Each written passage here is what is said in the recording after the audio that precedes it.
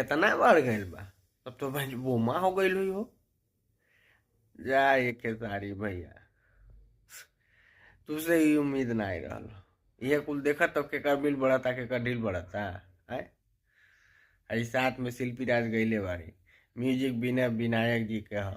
गीत है कृष्णा बेदर्दी लिखले बाड़े। गाना ऐसे लेबो कि एकदम पूरा कचरा फैला डाला, और फिर कब हम अश्लील करेली और सब आसाराम बापू है हम अश्लील फैलावे लेते। ये अश्लीलता ना है तो का है बताओ।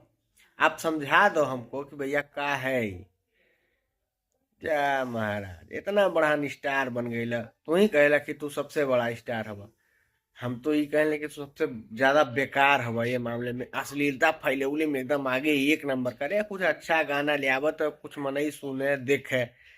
का सुने तुहार हैं? लहंगा में मीटर लगा दो, भ्रूणी में वैसलीन लगा दो, हैं ये कुल करी। नहीं तोरे समझ में आवता कि का करे बा कैसे करे बा। इतना बड़ा स्टार बन गई। अच्छा लगला एक मतलब कि तोहार सब बुराई करला तो तुके बहुत निक लगेला कि हम प्रख्यात ना हो विख्यात ना हो कुख्यात हो। कुख्यात बनल चाहतो तो बना कुख्यात। बना कुख्यात भैया, तू कुख्याते रह जेबो। ई सब अश्लील गाना गा के कुछ ना बिगड़ी।